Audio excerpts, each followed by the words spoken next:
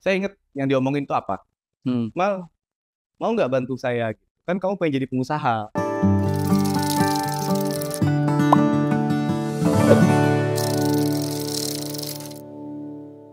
Halo, selamat datang di Cerita Perubahan, sebuah podcast yang diinisiasi oleh Maxima Impact Consulting bersama saya Ivan Ahda. Teman-teman semuanya, hari ini kita kedatangan salah satu sosok yang berada di balik sepak terjang, sebuah lembaga amil zakat yang beraktivitas atau berdomisili di Kota Bandung. Nama lembaga amil zakat ini adalah Rumah Amal Salman. Didirikan pada tahun 1991 dan beroperasi secara penuh pada tahun 2007. Pada usia yang hampir lebih dari 2 dekade beroperasi, banyak sekali berbagai inovasi program yang dilahirkan oleh Rumah Amal Salman. Dan hari ini kita kedatangan tamu yang istimewa karena salah satu sahabat saya hari ini, dan dialah yang berada di balik layar berbagai inovasi program khususnya di 5 tahun terakhir. Dan dari berbagai program yang diluncurkan baik di pendidikan, pemberdayaan ekonomi, masyarakat, dan gak lupa berbagai inovasi kemajuan terkait dengan teknologi dan anak muda, salah satu yang paling saya ingat adalah ketika pada saat pandemi COVID. Rumah Amal Salman waktu itu saya ingat betul termasuk salah satu institusi lembaga zakat yang berhasil melakukan vaksinasi massal dan menginisiasi bersama berbagai organisasi termasuk Maxima untuk melahirkan rumah isolasi mandiri. Nah, langsung saja kita sapa tamu istimewa kita hari ini, Mas Muhammad Kamal Muzaki. Assalamualaikum Mas Kamal. Waalaikumsalam. Gimana kabarnya Mas? Alhamdulillah baik. Alhamdulillah. Ini berasa di mana gitu ya? Gimana rasanya Aduh. menjadi tamu di podcast Cerita Perubahan? Rasanya nggak nyangka aja sih. Saya dianggap teman sahabat Mas Ivan tuh sebuah kebanggaan buat saya. Makasih Mas Kamal waktunya. Siap. Mas Kamal ini kita ketemu tahun berapa ya Mas? 2019. Persis pokoknya memang sebelum pandemi ya, 2019. Ketika waktu itu awal kita menginisiasi pengembangan ekosistem kepemimpinan dan banyak sekali diskusi dengan Mas Kamal, dan salah satu fakta yang menarik nih teman-teman sebelum kita mulai ngobrol-ngobrolnya adalah Mas Kamal sebelumnya menjadi direktur utama ya Rumah Amal Salman. Itu berapa lama Mas? Ya, direktur Rumah Amal Salman bukan direktur utama ya, karena nggak ada direktur yang Nggak ada lain. direktur yang lain ya? Ya, direktur eksekutif lah ya. Itu kurang lebih 9 tahun. Kurang lebih 9 tahun ya. 9 tahun. Dan teman-teman semuanya, kenapa kita menghadirkan Mas Kamal? Karena dari pertama kali Mas Kamal secara profesional bergabung dengan Rumah Amal Salman, selepas kuliah ya Mas ya? Betul. Selepas kuliah itu langsung bergabung di posisi manajerial. Yep. Dan untuk itu teman-teman semuanya, mari sekarang kita masuk ke segmen pertama. Kita ingin mengulas sejauh mana Rumah Amal Salman di bawah kepemimpinan Mas Kamal saat itu melahirkan berbagai macam inovasi.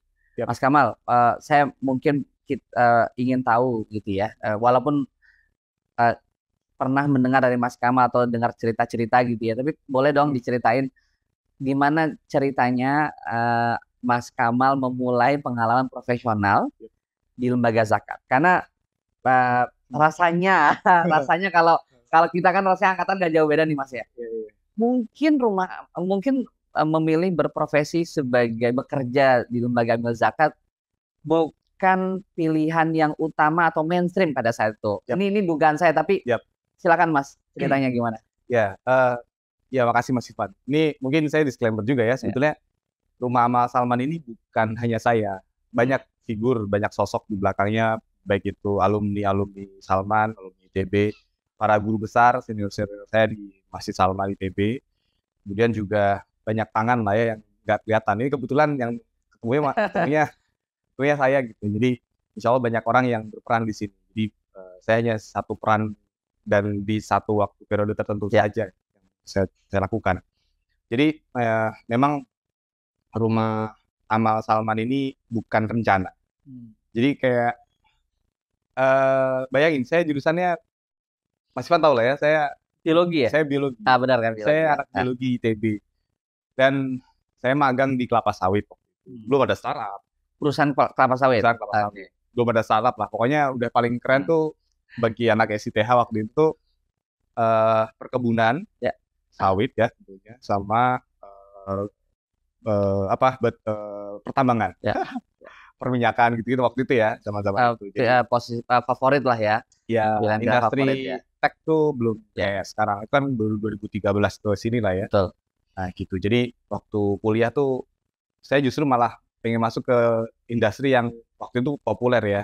Sempat di kelapa sawit, kemudian sempat juga tugas saya di batubara malah. Jadi di industri batubara gitu ya. Tapi somehow waktu saya di batubara tuh malah kayak, wah ini kayaknya sebagai anak biologi ya, yang anak konservasi lah ya, diajarin tentang bagaimana merawat lingkungan dan sebagainya, kayaknya saya tidak cukup bisa adaptasi lah ya. Mungkin teman-teman yang berjuang di sana saya harus apresiasi, tapi mungkin buat saya kayak mungkin ada yang lain. Nah, tapi waktu itu momentum spiritual sebenarnya yang mulai ini semua. Jadi di bulan Ramadan, di sebuah surau yang sebelahnya ada air mengalir gemericik karena cuma semata kaki sampai lutut, jadi suaranya terdengar gitu ya. Saya berdoa di situ bahwa wah kayaknya ilmu dan pengalaman hidup saya masih kurang. Karena melihat dunia luar tuh kayaknya sebagai anak kampus tuh saya nggak bisa ngapa-ngapain. Perubahan sosial, apalah namanya, impact itu tuh kayak nggak bisa ngapa-ngapain. Hanya sebagai grup kecil yang membantu sebuah divisi. Nah saya berdoa, ya Allah ini kalau boleh saya balik lagi deh ke kampus, ke Masjid Salman. Gitu. Saya pengen menimba ilmu lagi. Saya nggak siap. Walaupun hanya hitungan bulan habis itu lulus kuliah. Nah singkat cerita lulus tuh saya bulan April ya, wisuda April. Saya sempat bisnis dulu. Bukan bisnis lah ya, pokoknya bantu senior alumni gitu bisnis, jadi distributor makan olahan. Jadi saya sempat tuh nganterin kalau sekarang Grab ya. Atau delivery food ya. Delivery food lah. Delivery food gitu ya. Sempat nganterin ke beberapa sampai mana? Sampai Gede Bage gitu ya. Kan lumayan ya.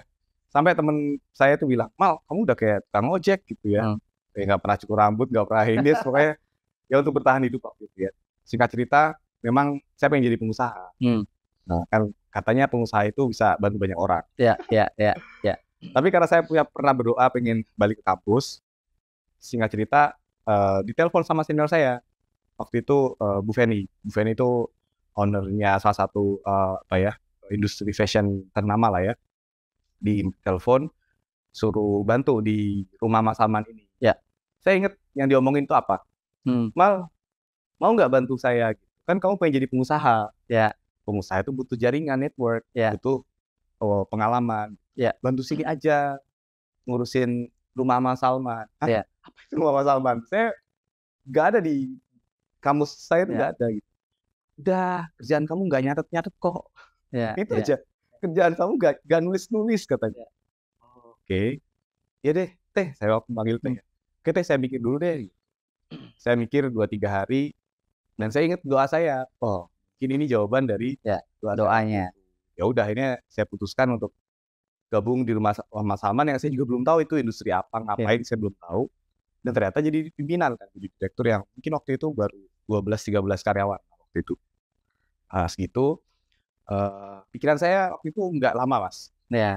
Mungkin 2-3 tahun lah ya. Habis itu mau kemana gitu ya. Tapi ya akhirnya saya sadar bahwa memang perubahan, kalau bicara tentang cerita perubahan tuh butuh waktu. Akhirnya di tahun ketiga saya mutusin enggak, saya kayaknya di sini dulu deh.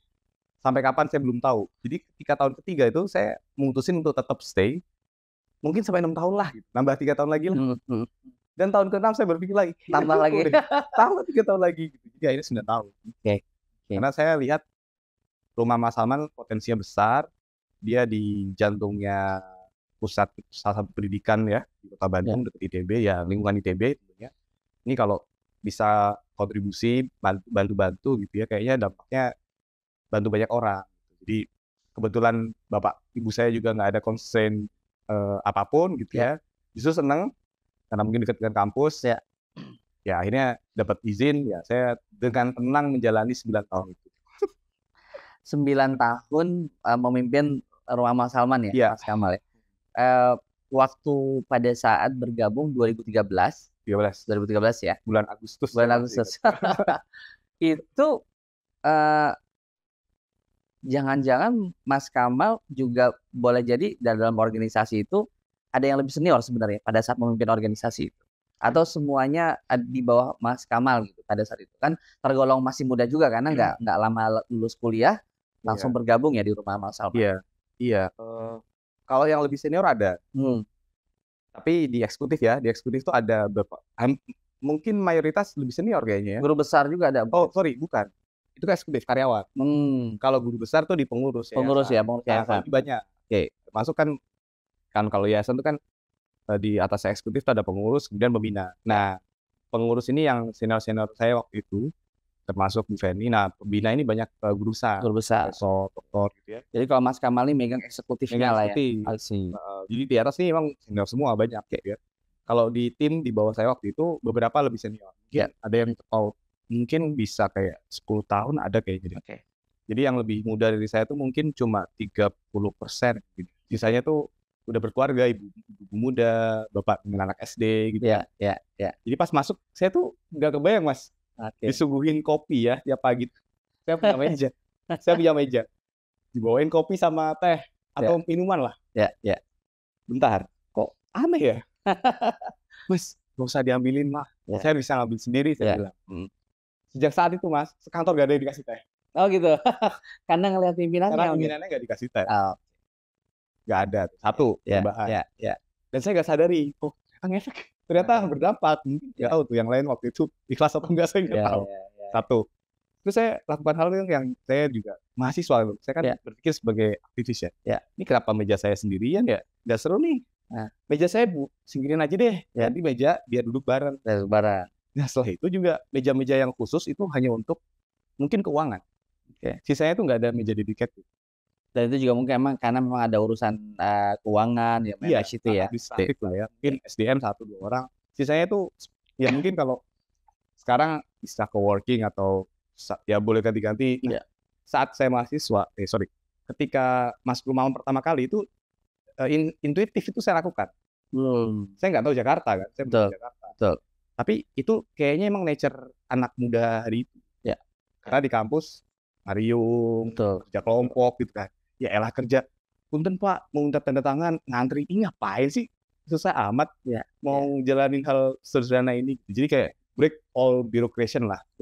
Itu yang dan itu waktu itu berjalan secara natural aja saya nggak ada yang ngajarin. Nggak ada yang ngajarin dan juga nggak tahu dulu gimana ya Mas.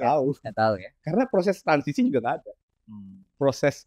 Bahkan dari direktur atau pengurus sebelumnya nggak ada transfer knowledge yang nggak ada, hampir nggak ada. Tapi seminggu beliau masih ada. Tapi cuman gimana bro gitu. Kalau gitu doang. Jadi ya yang terhormat beliau hari ini pasti juga sibuk dengan aktivitas saya yang jelas terbantu. Tapi saya belum paham tentang apa dan bagaimana gitu ya. Karena memang organisasi baru 5 tahun ya dibangun, pasti banyak hal yang juga belum tersistem. Oke, Mas Kamal, ini kan kalau Rumah Amal Salman seperti lembaga zakat pada umumnya. Salah satu yang jadi indikator itu kan mengelola uang ya, uang masyarakat. Nah, saya penasaran nih Mas, pengen tahu dong pada saat Mas Kamal bergabung, itu kalau diingat-ingat ya mungkin agak-agak lupa nggak apa-apa. Mengelola berapa perputaran uang zakat infak sedekahnya, dan pas Mas Kamal meninggalkan Rumah Amal Salman tuh berapa sih yang berhasil dikelola gitu? Perputaran dana zakat, wakaf dan lain sebagainya. Kalau saya nggak salah ingat 2013 itu 4, sekian M. 4, sekian M ya. 4, sekian M. 4, sekian M itu berarti rata-rata bulanan itu ya. Saya sebagai hari itu Mas, bayangin saya cuma disodorin ya. Selembar kertas dan ngeluarin dana 300 sampai 400 juta. Yang lihat uangnya saya belum pernah. Kan semua di bank ya. Tanda tangan uang ya Allah gitu ya. Untung ada Dewan Syariah. Pokoknya saya ikut flow yang ada dulu karena masih ada pengurus. Bendahara, Salman segala macam senior masih bantuin tuh di aspek itu. Cuman kan sebagai orang yang baru saya terkejut juga. Tanda tangan saya senilai 400 juta nih gitu kan. Tapi ibu saya sempat risau waktu itu. Ibaratnya anak saya gimana nih selamat nggak? Kok berani-beraninya megang duit segitu banyak? Yang mungkin bapak saya juga ngurus uang segitu banyak. singkat cerita, memang pertumbuhan alhamdulillah tumbuh tiap tahun tuh ya pernah 2 digit gitu ya. Ya, tapi rata-rata mungkin 10-12% gitu ya. Sempet di bawah itu 8%, tapi emang tumbuh terus, Mas. Karena kan kita di lingkungan kampus ya. Ya seperti lembaga amil zakat lain yang mungkin sulit mencari muzaki baru. Kalau kami kan tiap tahun ada alumni baru. Dan alumni lamanya tetap tumbuh juga. Jadi pas saya selesai purna itu tahun 2022 itu di 23 miliar. 23 miliar. 23 miliar per tahun ya perputarannya.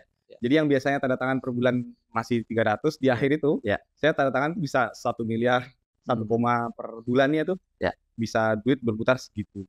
Bahkan puncaknya waktu pandemi itu sampai 31-32 miliar. Pada saat pandemi justru banyak sekali ini ya, naik sekali.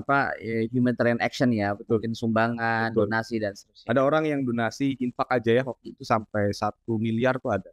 Satu orang. Satu orang 1 miliar? Satu orang 1 miliar. Ada yang ratusan juta lah. Jadi memang orang Indonesia tuh bener negara paling dermawan ya. Karena begitu saudara-saudaranya susah tuh justru malah ngeluarin uang gitu, untuk bantu. Nah itu yang bikin saya, doa saya itu insya Allah kejawab. Jadi kayak saya didewasakan oleh kondisi bahwa saya ketemu sama orang yang nggak punya, tapi saya ketemu orang yang sangat berpunya gitu. Nah saya di tengah-tengah. Nah itu yang pelajaran yang tak tergantikan selama di rumah. Saya nggak lihat angkanya, tapi lebih banyak bahwa ada ya orang yang sebutuh ini untuk makan aja nggak bisa, tapi ada orang yang sedermawan ini. Nah itu tuh itu pelajaran hidup yang luar biasa yang saya dapatin di rumah Mas Salman. Luar biasa ya, 9 tahun awalnya baru beberapa ratus juta kalau pengeluaran gitu ya. Akhirnya kemudian di ujung purna tugas sebagai direktur sampai 20 miliar lebih lah ya. Konon kemarin itu kan saya udah 2 tahun enggak ya. Betul. Kemarin tuh teman-teman yang melanjutkan tuh kalau nggak salah udah di 28 miliar. Moga-moga tahun ini udah lebih dari 30. Insyaallah. Luar biasa. Nah Mas, ini kenapa saya tanya tentang jumlah perhimpunan atau perputaran dana? Wah ini pertanggungjawaban ya. Ya, karena gini Mas Kamal, kan kita bicara kalau organisasi bisnis pasti kan ngeliatnya target bisnis ya. Ada target yang harus dicapai gitu kan. Dan menariknya kalau bicara tentang lembaga amil zakat, dalam hal ini Rumah Amal Salman, itu tentu punya target perhimpunan ya yang tadi disampaikan gitu ya. Dan akhirnya juga tadi disampaikan beberapa yang dikelola. Nah Mas Kamal, kalau boleh flashback sedikit ya, yang Mas Kamal mungkin ingat gitu ya, boleh dong ceritain gitu. Ketika Mas Kamal bergabung kan kalau dari ceritanya kan bukan sesuatu yang disiapkan banget ya. Artinya gini, kalau anak muda zaman sekarang kayak saya mau ngejar apa tuh dia benar-benar cari informasi lowongan, menyiapkan diri gitu kan. Tapi ya kalau dengan cerita Mas Kamal tuh kayaknya, wah ini kok kayaknya skenario langit banget nih. Kemudian dapat ini. Nah, gimana Mas ceritanya ketika masuk ke dalam sebuah institusi sosial gitu ya, dengan pasti misi yang juga harapannya misi mulia kan, noble mission ini kan, jadi lembaga zakat, banyak membantu orang dan seterusnya. Ada nggak Mas titik di mana kemudian akhirnya pada saat awal-awal barangkali kan masih mulai beradaptasi, kapan Mas Kamal menyadari bahwa saya sepertinya bisa melakukan banyak hal, atau kemudian saya sepertinya kita bisa mendorong sebuah transformasi atau kemajuan di Rumah Amal Salman? Memang butuh waktu ya Mas Ivan ya. Bahwa bahkan menerima saya sebagai amil zakat aja saya butuh waktu. Saya menyadari bahwa saya amil zakat gitu. Oh iya, saya butuh waktu. Karena untuk menarik alumni PTN ya, khususnya ITB, itu nggak mudah waktu itu. Untuk bergabung ke dalam Rumah Amal Salman. Jadi ber-12 itu itu cuma saya sendiri yang alumni ITB. Oh, yang lain bukan alumni ITB? Oke. Jadi effort pertama saya adalah justru meyakinkan diri saya sendiri. Bahkan ibu-ibu pengajian ya, Mas Kamal sekarang di mana? Di Rumah Amal Salman Bu. Gitu. Hah? Yakin Mas? Kayak buka penuh dengan ini anak gimana gitu ya. Tapi bagi saya emang kenapa gitu. Tapi memang itulah yang tadi Mas Ivan di awal sampaikan bahwa memang nggak profesi yang tidak lazim saat itu. Tapi hari ini Mas Ivan, itu anak-anak PTN udah penuhin Rumah Amal. Pas saya keluar itu ya udah hampir mungkin 90% kayaknya anak PTN. Dari 30 orang ya saya keluar tuh. Eh, menyadari bahwa saya ambil zakat aja saya butuh waktu. Apalagi menyadari rumah amal sebagai tempat untuk berkontribusi. Ya. Itu lebih butuh waktu lagi. Saya baru menemukan, oh ini adalah rumah amal. Mengetahui bisnis proses saja. Ya. Itu saya butuh 1 tahun sih, Pak. Setahunan. Oh ini rumah amal. Itu tuh saya butuh 1 tahun. Karena nggak ada guidance book ya. Betul. Dan di mana e-learning atau Ya. buku tentang ambil zakat saat itu. Ya. Saya belum kenal toko-toko zakat ya saat itu. Benar-benar learning by doing dong. Learning by doing, kontok-kontok, dot-dot. Oke. Jadi apalagi saya di Bandung. Kalau di Jakarta mungkin temannya banyak ya. Ya. Jadi saya di Bandung ya ketemunya beberapa lembaga zakat yang akhirnya saya belajar dari mereka. Itu mungkin menemukan bahwa rumah amal ini bisa berkembang tuh di 3 tahun. Kan tadi intensi awal saya tuh bukan untuk mikirin lebih banyak orang atau dampak, enggak, lebih kayak saya pengen berusaha supaya buka lapangan kerja. Nambah jaringan juga kalau kata Teh Safira ya. Iya, Teh Feni. Teh Feni ya. Jadi nambah networking gitu. Jadi ketika saya masuk belum berpikir sejauh itu. Ya misinya apa? Naikin penghimpunan. Ya itu aja saya kejar gitu. Tapi ternyata kok ada manfaatnya gitu. Mungkin saya baru sadari dan berpikir, oh kayaknya ini. Itu di tahun ketiga. Tahun ketiga. 2016 gitu ya. Setelah berumah tangga. Oh, situ belum berumah tangga ya? Loh. Berarti fresh grade banget. Mas Ronda ini jadi direktur. Loh, ya. Pas ibaratnya ya, saya masuk kantor pertama itu pakai jeans robek. Ya. Karena ya mahasiswa lah. Ya. Pakai jeans robek, pakai kaos lapangan gitu lah. Jadi kayak saya baru menyadari karena ya partner hidup ternyata penting. Ya. Jadi saya menemukan partner hidup yang tepat buat saya. Sehingga saya meyakini oh ini benar dan dia bisa berdampak tuh kayaknya emang setelah. Jadi semakin dikuatkan waktu itu. Semakin dikuatkan. Dan tadi orang tua saya dukung, keluarga dari istri juga nggak ada ngedukung juga gitu ya. Istri juga ngedukung ya sudah gas gitu. Nah sekarang lah. Tinggal dikuatkan. Itu di tahun ketiga tuh ya. Udah artinya udah firm oke. Ini wilayah kontribusi saya. Dan sudah mulai beberapa teman-teman ada teman adik tingkat gitu ya. Mulai masuk. Jadi sudah mulai nggak sendirian. Ada beberapa 2-3 orang gitu ya yang aktivis gitu, itu mulai masuk. Jadi secara organisasi juga udah mulai nyaman, sistem sudah mulai kayak gini, sudah berpola, keluarga udah mulai artinya support sistem juga oke. Jadi menapaki untuk ini bisa buat banyak hal tuh akhirnya mulai saya sadari dan saya yakin. Karena kalau saya nggak yakin, saya nggak akan bisa meyakinkan orang buat masuk rumah amal maksudnya. Ya. Itu tantangan pertama karena kalau nggak orang yang merubah sebuah organisasi ya siapa lagi. Jadi kuncinya dia di orang itu tadi. Oke. Pada saat itu tahun ketiga udah mulai nyaman gitu ya. Kemudian kan bisa dikatakan itu fase di mana Mas Kamal sebagai manajemen Rumah Amal Salman memanage organisasi gitu ya. Kapan Mas Kamal misalnya pada saat merunning organisasi itu memutuskan atau kemudian membuat sebuah lompatan, artinya kayaknya nggak bisa bisnis as usual aja nih, atau kita butuh misal melakukan beberapa hal yang boleh jadi mungkin selama ini nggak ada pakemnya atau misalnya belum pernah dilakukan. Ada nggak tuh masa-masa itu ketika misalnya Mas Kamal udah bisa memanage proses bisnisnya, sudah mulai nyaman, secara reputasi atau penerimaan publik juga kayaknya Rumah Amal Salman cocok juga nih jadi pilihan profesi pasca kampus dan seterusnya. Nah, ada nggak Mas momen di mana kemudian Mas Kamal melakukan semacam apa ya bilangnya, kayak kita harus bikin lompatan nih gitu. Ya. Saya coba ingat juga waktu itu tuh sudah mulai dengan ini Mas, kenal ekosistem zakat saya. Ekosistem zakat. Ya. Gimana tuh Mas? Di forum zakat. Oh, forum zakat. Ya, jadi saya sudah diri lingkungan kerja, kemudian ekosistem, ketemu tuh forum zakat. Jadi udah makin mantep kan. Ketemu senior yang mau gratisin ilmunya kayak ditanya apapun jawab gitu ya. Tanya dapur juga dijawab gitu. Jadi ekosistemnya kondusif sekali lah di forum zakat, di ekosistem zakat. Nah, kapan mulai ada kayak hal-hal yang lompatan-lompatan gitu. Nah, memang di lingkungan Masjid Salman ITB itu kita selalu dituntut untuk melakukan perubahan. Gitu. Even itu pertama saya masuk dari awal. Dari awal itu saya masuk momentum kurban. Kurban itu waktu itu kan mungkin kambing sapi ya hitungannya. Itu kambing itu baru mungkin berapa ya? 200 gitu ya. Saat itu. Mungkin 300, 200, ya segituan lah ya. Sapi belasan gitu ya. Saya langsung di-challenge sama pengurus Salman waktu itu. Bisa nggak sapinya 2.000?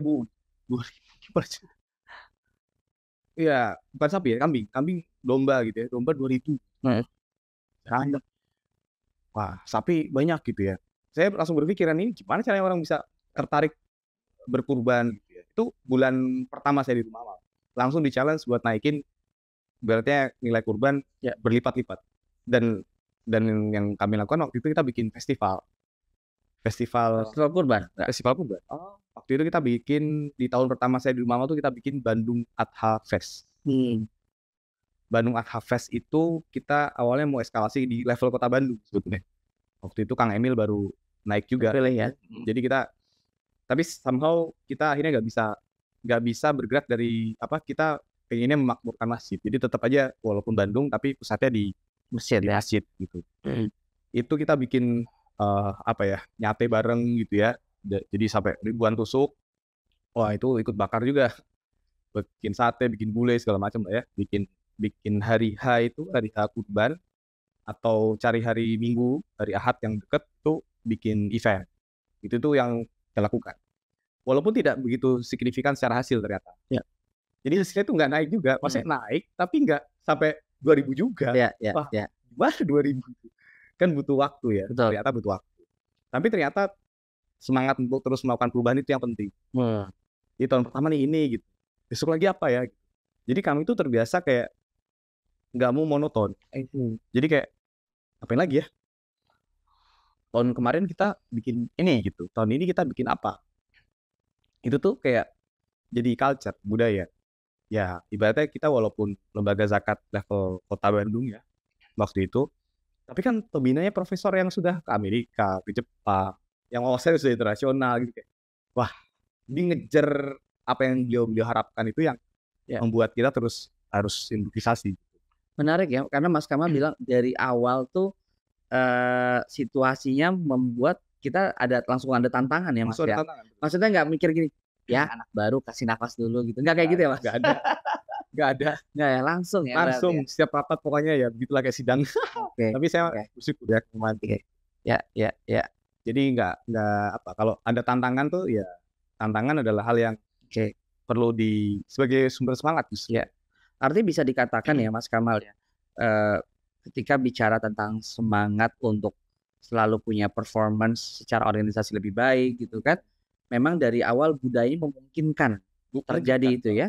Karena tadi ada challenge dari pembina, pengurus gitu kan. Dan culture organisasi waktu itu nggak begitu ada hambatan berarti Mas. Artinya bisa, atau karena Mas Kamal sebagai orang baru jadi relatif nggak punya referensi barangkali. Lebih opsi yang kedua kayak. Gitu ya Mas ya. Karena nggak punya ada beban sejarah barangkali. Nggak ada. Saya nggak ada beban sejarah, nggak ada kepentingan. Nah, aspek politik saya nggak ada. Pokoknya saya dikasih tugas untuk mengembangkan ini sebaik mungkin, ya udah saya lakukan itu. Dan culture kampus kan cukup sangat terbuka ya, egaliter, gitu ya, bebas berpendapat. Walaupun salah ya tetap aja dimaafkan karena kan proses belajar iteratif ya. Sekarang kita kenal iterasi ya. Dulu nggak kenal. Literasi nggak ada. Coba-coba lah ya. Coba aja kejedot-jedot jedor gitu. Jadi ya just do it, nanti jadi duit. Nah itu aja yang saya tahu tuh. Just do it, nanti jadi duit. Oke.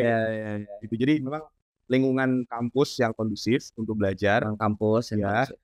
Mindset yang growth, selalu ngasih kesempatan gitu ya, membuka peluang dan menghargai setiap perubahan. Walaupun ya komen selalu macam-macam ya, tapi kan kita selalu dapetin positif poin gitu. Dan sebagai umat muslim ya, ibaratnya kan kita optimis ya, oh ini mungkin ada hikmahnya nih apa nih pembelajarannya. Nah itu yang bikin kita bounce back. Wah, masalah banyak banget Mas.